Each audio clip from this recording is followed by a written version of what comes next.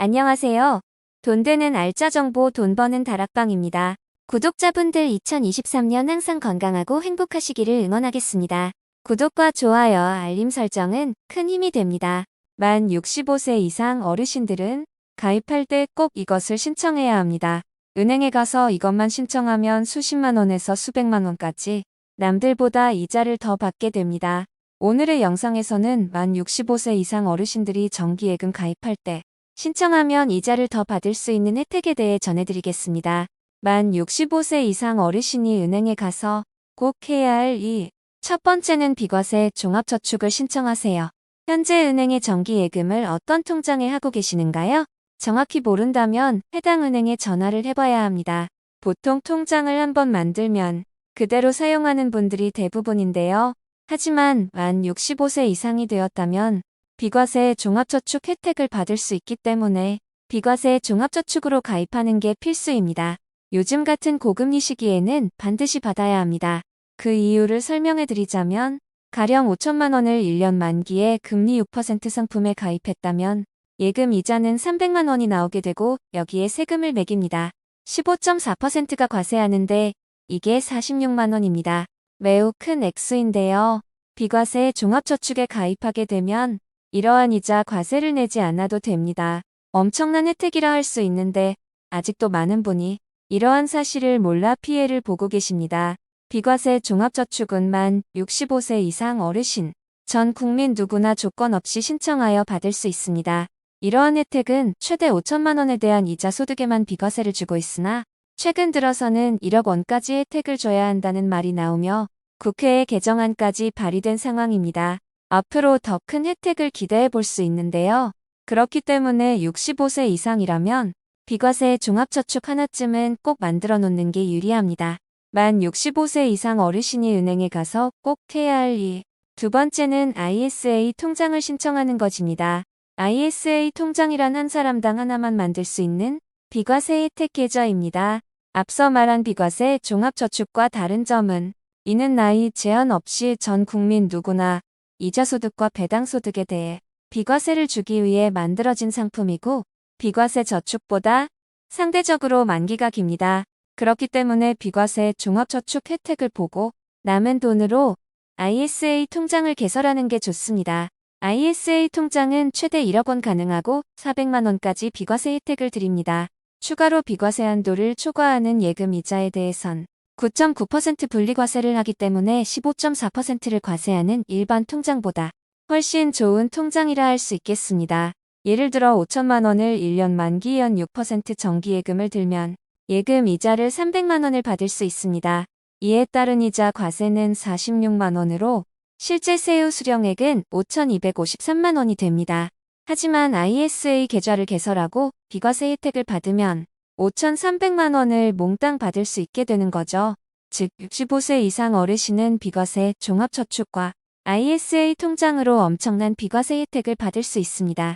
지금과 같은 고금리 시기에 이것만 잘 활용하면 적게는 수십만 원, 많게는 수백만 원을 추가로 더 벌 수 있게 될 겁니다.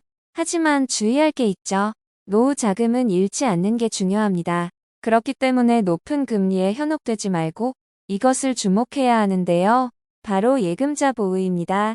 가령 요즘 같은 경제 위기 상황에 갑자기 대형 부실 사태가 발생하여 저축은행이 파산하는 일이 생긴다면 내 목돈 또한 같이 사라지는 끔찍한 일이 벌어지게 됩니다. 소득이 없는 어르신들은 노후 자금을 잃으면 정말 치명적이기 때문에 조금의 이득에 욕심내기보단 예금자 보호가 되는 상품인지 꼭 체크하는 게 필요합니다. 예금자 보호는 정부에서 원금과 이자를 포함해 최대 5천만 원까지 보호해줍니다. 그런데 간혹 이런 질문을 하는 분들이 계십니다. 예금자 보호는 전국 은행마다 되는 게 아니라더라. 그것이 사실이냐? 한 은행의 통장을 5천만 원씩 쪼개서 하면 문제가 없다고 들었다 등. 다들 예금자 보호는 한 번쯤은 다들 들어보셨겠지만 정확히 알지 못하는 분들이 많습니다. 예금자 보호 주의사항에 대해 정확히 설명을 해드리겠습니다. 첫 번째, 예금자 보호는 상품별 보장이 아닌 기관별 보장입니다.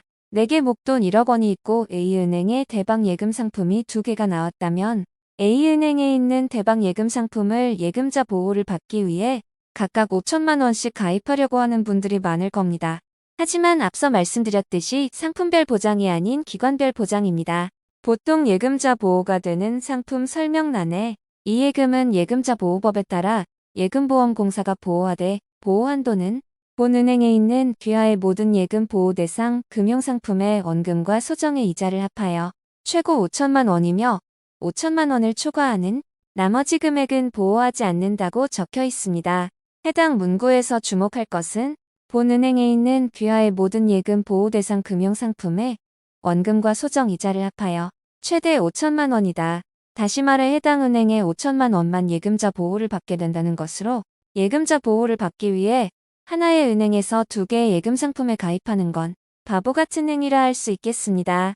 만약 1억 원이 있고 예금자 보호를 꼭 받고 싶다면 5천만 원은 A은행의 예금 상품에 가입하고 귀찮더라도 나머지 5천만 원은 다른 은행을 방문하여 다른 예금 상품에 가입해야 보호받을 수 있습니다. 두 번째는 예금자 보호법이 해당 없는 은행이 있습니다.